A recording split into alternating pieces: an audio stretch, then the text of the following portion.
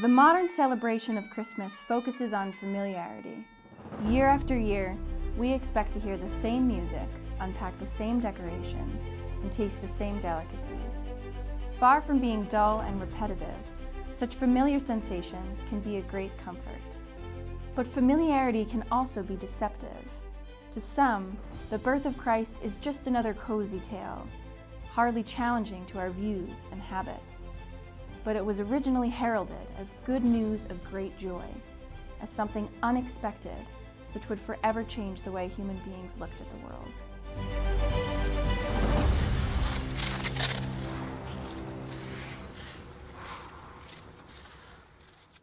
When we hear the story of the birth of Christ, we hear a familiar cast of characters: the shepherds in the field at night, the angels who announce the birth of Christ, and of course, the Holy Family itself, Joseph, Mary, and the infant Jesus. Then there are a few curious characters, the wise men from the east, called the Magi. Exactly who were they, and why were they searching for an anointed king?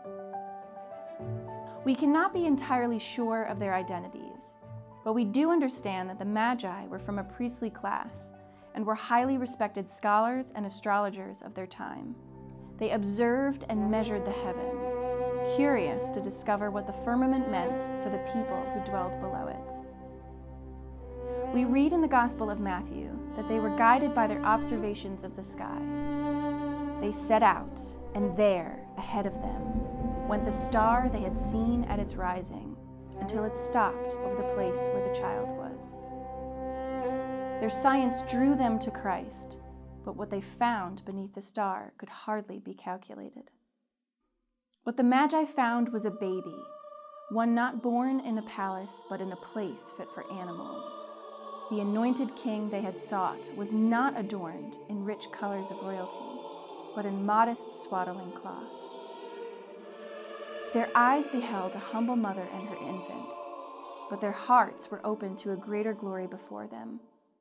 The almighty creator of the universe, born as a human child, small enough to fit in the arms of a young woman. Overwhelmed by the paradox of the situation, they felt moved to kneel before Jesus. They were not offended or scandalized by what they saw. Instead, they worshipped and bestowed gifts, not for an earthly king, but for an eternal king. The medieval Armenian Catholicos Zacharias I decodes for us the meaning of the treasures the Magi brought to Jesus. They offered him incense as a sign of his being God, gold as to a king, and myrrh as for one who would die for the salvation of the world. At the close of the Nativity story, the Gospel offers us a small but significant detail which may resonate with our own spiritual journeys. After being in the presence of Christ, the wise men were warned in a dream not to return to King Herod, so they left to their own country by another path. They were drawn to Bethlehem by wonder and mystery, but what they saw changed them. They were inspired to depart by another path, as radically different human beings. Like the wise men on the first Christmas, we too can be stirred out of our familiar routines when we approach Jesus at his nativity.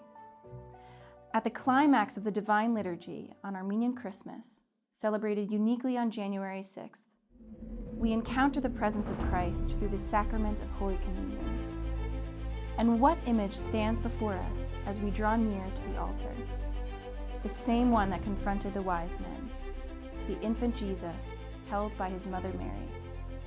We too approach Christ with our most precious gift, our open hearts. And perhaps like the wise men, we will depart from the mystery of the Eucharist changed by the miraculous revelation of Christ, ready to embark on a new journey, a new path.